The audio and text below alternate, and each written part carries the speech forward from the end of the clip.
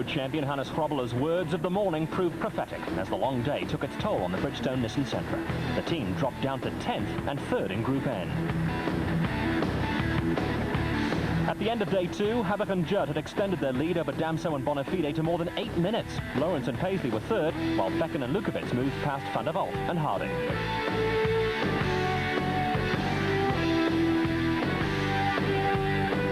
A visit to the Ezulwini Valley and the Royal Swazi Sun would be incomplete without taking in the delights of its casino, where the excitement of a winning streak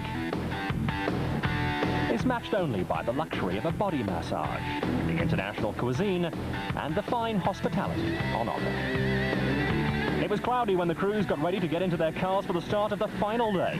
The possibility that rain could turn the stages into mud wasn't a thought relished by many. Another 8 stages made up leg 6 of the Stanek Rally of South Africa, most of which would be run in the Bunya Hill and Nurston border area of Swaziland before the finale back at rally headquarters.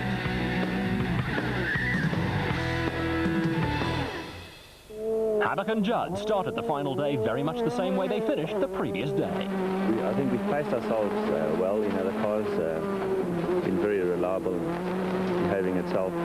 At this stage, I think our biggest aim is to keep our concentration and find a nice speed, just to keep the concentration level at 100%. And that's our race today. Damso and Bonafide were struggling with no power steering and a suspension that was threatening to collapse, while Lawrence and Paisley had some gear selection problems, dropping 20 seconds to the leaders in this stage. Apart from this, the team total crew seemed to have found their feet and were not suffering from any after effects after that crash a month before.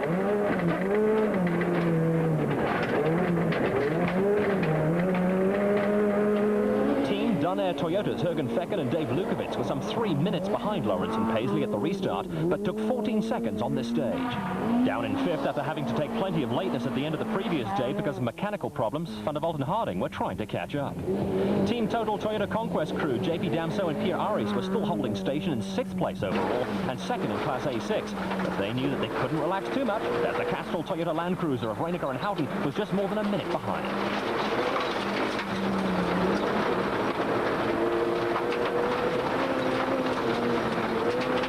The reigning production vehicle off-road champions were surprising friend and foe as they held their own in a vehicle that showed it could handle both the rough stuff and the high speeds. But closing in on the off-roaders were Group N leaders Cliff Blackman and Johan Klaassen in the Team Total Nissan Sentra, who'd been benefiting from the tyre misfortunes of Grobbeler and McGregor. Leading Class N2 runners, Diffie Moreira and Donny Duval in the Goodwood Auto-Electrical Toyota Corolla were also still ahead of the early Group N leaders. This was turning out to be the battle to watch as Grobbeler and McGregor in the Bridgestone Nissan Sentra set off in an effort to get back into the lead, at least of the Group N competitors.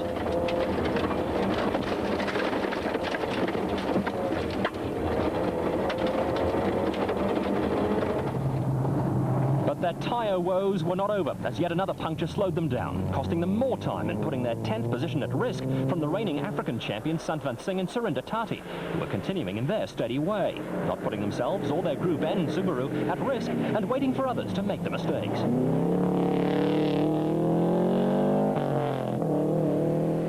But further up the field, drama struck when Van der Walt and Harding lost a lot of time.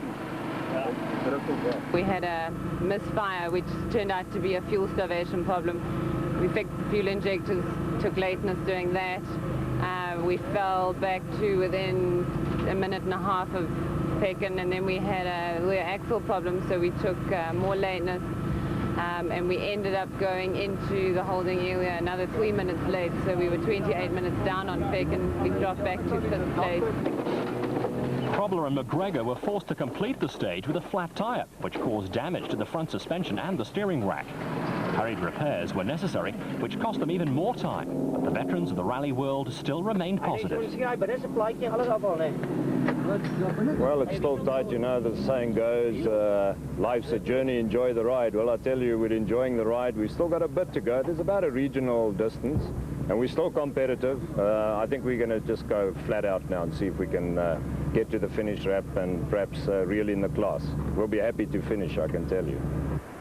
Past the Bunya wood mills and with 5 stages still to go, anything was indeed still possible. Havok and Judd continued to extend their lead, something quite unusual on the Stanek Rally over the years, with finishing margins often measured in seconds rather than minutes.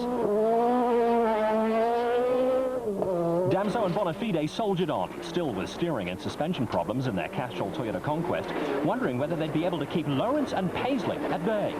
In this stage, they lost 23 seconds to Havoc and 26 seconds to the team total pair.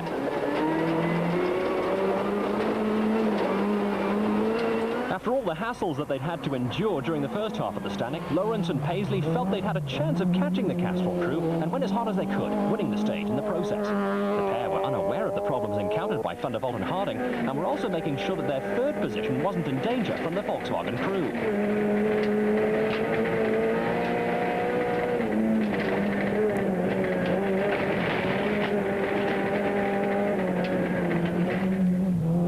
Crew Jürgen Fecken and Dave Lukowitz were now back up into fourth position overall and in a safe lead in Class A6. And if they could remain where they were to the end, it would ensure them the lead in the Class Championship. Van der Vault and Harding in the GNT Volkswagen Golf had decided that with all the problems they had to contend with, it was safer to ensure the Class A7 win. The rain clouds still gathering, but Havoc had other things to think about. 16 kilometers to go and it's all over. Yeah, but I'm struggling to keep my concentration. It's very hard work, and we made quite a few mistakes this morning, which I don't like, but the concentration is the problem at this stage.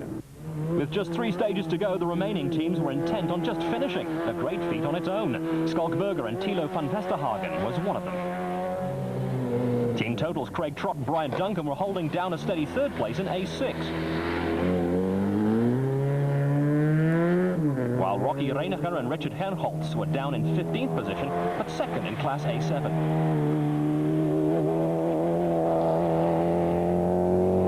The only other foreign crew remaining in the Stanek were James White from Zimbabwe and Philip Archenal from the UK, who were in 14th place in their Toyota Conquest. Dolf Kutsia and Johan Barnard were lying 16th overall and 4th in Class A6 in their Toyota Conquest. Another Class A7 car was the Golf of Ati Klutter and Manny Stradum, who were 3rd in class and 17th overall. The ever-consistent Spotty Woodhead had already completed more than 20 Stanek rallies, and with Marius Swart it seemed like he had another one in the bag. Johan Fourie and Andrew Masters in their Nissan Sentra Coupe were in 19th position, while Bertie Kutzer and Skalk van Heerden in their Ford Laser held on to 20th position. 21st were Visser Duplessis and Ben Kruger, with Gert van Rensburg and Theuns Verster bringing up the rear. The traditional final stage of the Stanek Rally of South Africa around the sports fields of the Ezulwini Sun, where many a grand finale has been played out before. This year was different. Where the final order was decided on this stage last year, this year saw a dominating performance of mammoth proportions, with Havoc and Judd beating everyone else by more than 10 minutes in their Volkswagen Golf. Another fantastic drive came from Fecken and Lukowitz, who brought their Dunair Toyota home in 4th overall, winning Class A6 convincingly. The ever-consistent Van der Vault Harding combination once again won Class A7 in their GNT Golf, finishing 5th overall. And in another great performance, Reiniger and Houghton finished 7th overall in their Castrol Toyota Land Cruiser. Pulling out all the stops to eventually win Group N in their Bridgestone Nissan Sentra, Krobler and McGregor finished 8th overall. Diffie Moreira and Dani Duval brought their Goodwood Auto-Electrical Toyota Corolla home in 10th position, winning Class N2. Last year's Group N winners, Satvan Singh and Surinder Tati, drove consistently to finish 11th in their Subaru. Havoc and Judd's victory moved them up to 2nd position in the championship, with Damso and Bonafide retaining their lead. Fecken and Lukowitz moved to the top of the Class A6 championship, while Krobler and McGregor jumped to 6th overall, still leading Group N. Of the original 42 starters, 22 finished the event, with Duplessis and Kruger and Van Rensburg and Verster bringing up the rear, just outside the top 20. It was a delighted Jan Havoc and Douglas Judd who mounted the winning ramp for the first time in their careers, with the triumphant Volkswagen Motorsport crew in enthusiastic attendance and the traditional brass band of the Ezulwini Sun providing the musical accompaniment. Yeah, tough and hard, but the last day was very easy, and the team worked well, the car was well prepared, and we're very happy with the result. Then came the celebrations, and the Volkswagen team didn't need a second invitation to shower the crew with the bubbly. The sweet taste of victory, shared by the appreciative crowd, is something to be savored. Just as happy about their Group N victory were Hannes Krobler and Dave McGregor, and the fact that they could finish in the top 10 in such a grueling event is a good sign that the Group N field can only grow stronger. There was more champagne for Satvan Singh and Surinder Tati as winners of the second round of the FIA African Continent Rally Championship, the reigning champions staking a strong claim to retain their title. With 6 entries place in the final top 10, Toyota took the manufacturer's victory and extended their lead in the championship over Volkswagen, with Nissan still in third and Opel and Ford completing the top 5.